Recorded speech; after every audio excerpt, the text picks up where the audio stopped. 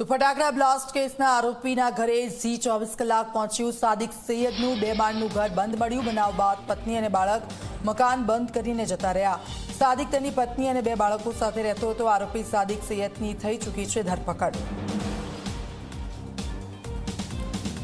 તો ગઈકાલે જે બ્લાસ્ટ થયો હતો અને ત્યાર પછી આજે 3 કે જે આ ફેક્ટરી ચલાવતા હતા તે લોકોની ધરપકડ કરવામાં આવી છે। જ્યારે સાદિક ના ઘરે ઝી 24 કલાક પહોંચ્યું હતું ત્યારે તેના ઘરે લોક જોવા મળ્યું।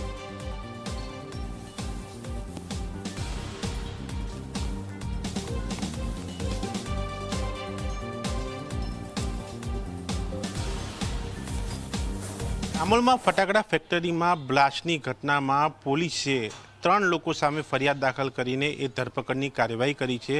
અને એ 3 લોકો સામે જે ફરિયાદ દાખલ થઈ છે એમાં એક મેહુલ ડોડિયા, બીજા એના માતા રમીલાબેન ડોડિયા અને ત્રીજો એ સાદિક સૈયદ। અને એ સાદિક સૈયદના ઘરે હું પહોંચ્યો છું।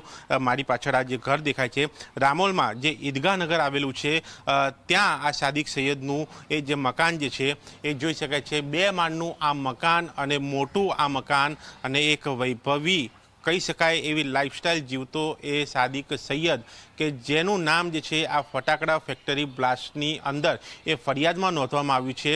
અને પોલીસે 3 લોકોની ધરપકડ કર્યા હોવાની પણ એ માહિતી મળી રહી છે। અને સાદિકનો એ રોલ શું હતો એની પણ એ પોલીસ વધુમાં વધુ તપાસ કરી રહી છે, જેથી કરીને એક પુરાવા જે છે એ વધુમાં વધુ એકઠા કરી શકાય અને આરોપી છૂટી ન શકે। અને જે પ્રકારે આ સાદિક સૈયદ જે છે, મેહુલ ડોડિયા છે, રમીલાબેન ડોડિયા છે, એઓ આર્થિક લાભ માટે એ ગેરકાયદેસર રીતે આ ફેક્ટરી ચલાવતા હોવાનું પણ એક સામે આવ્યું છે। અને તેને લઈને આ જે ઘટના જ્યારે બની તેમાં 9 લોકોના મોત થયા, 6 લોકો એ સારવાર હેઠળ છે।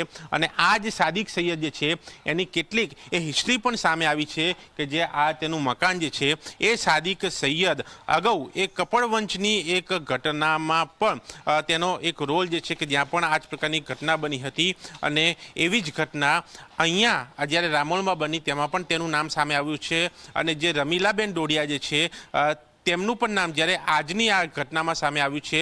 અગાઉ પણ 2013-14માં પણ આ પ્રકારની એ જ જગ્યા પર ઘટના બની હતી અને તેમાં પણ તેઓ જ એ બધું સંચાલન કરતા હતા, તેઓ એક પરિવારે આક્ષેપ કર્યા છે। ત્યારે આ તમામ લોકો આવા પ્રકારની ઘટનાઓમાં અવારનવાર સંડોવાયેલા હોવાનું સામે આવ્યું છે અને આર્થિક લાભ મેળવતા હોવાનું પણ સામે આવ્યું છે। ત્યારે જોવાનું રહે છે કે આ તમામ લોકો સામે શું કાર્યવાહી કરવામાં છે, કારણ કે એ મેહુલ ડોડિયાનું એ મકાન શાહપુરમાં પણ સામે આવ્યું છે જ્યાં અમારી ટીમ પહોંચી હતી, અને બીજું મકાન ચાંદખેડામાં પણ છે જ્યાં પણ એ પોલીસે તપાસ કરી છે અને આગળની કાર્યવાહી પણ કરી છે। ત્યારે જોવાનું રહે છે કે પોલીસની તપાસમાં હજુ શું ખુલાસા થાય છે અને હજુ બીજા કેટલા આરોપીઓ એ સામે આવે છે અને તેમની એ સામે શું કાર્યવાહી થાય છે। કેમેરામેન સૂર્યપ્રકાશ શર્મા સાથે દર્શન રાવત, ઝી મીડિયા, અમદાવાદ। તો આપ જુઓ, હજી પણ તપાસ થઈ રહી છે કે હજી આજે સમગ્ર કાંડ થયો હતો જે ગેરકાયદેસર ફટાકડાની ફેક્ટરી ચાલતી હતી તેમાં કેટલા લોકો જોડાયેલા છે તેની પણ તપાસ થઈ રહી છે। આ સાદિકનું ઘર છે તે પણ આ જે ગેરકાયદેસર કામકાજ છે તેમાં જોડાયો હતો અને તેની ધરપકડ થઈ ચૂકી છે અને હવે તપાસ થઈ રહી છે, કારણ કે જે લોકોના મોત થયા છે દાહોદથી તે લોકોને લઈને આવવામાં આવ્યા હતા અને ત્યાર પછી અહીંયા ફેક્ટરી નાખી હતી। ત્યારે આરોપી સાદિક કે જેની ધરપકડ થઈ ચૂકી છે અને હવે આ 3 છે તેમની પૂછપરછ ચાલી રહી છે। કેટલા સમયથી તે લોકો આ ફેક્ટરી છે એ તેઓ તેમાં સામેલ હતા। આ બંને આરોપીઓના ઘર અમે આપને બતાવી રહ્યા છે। મેહુલ ડોડિયાનું આ ઘર અમે આપને બતાવી રહ્યા છે અને બીજી તરફ સાદિકનું આ ઘર છે। બંને આરોપીઓ છે તેમની હાલ તો ધરપકડ થઈ ચૂકી છે અને હવે તેમની પૂછપરછ શરૂ કરવામાં આવશે।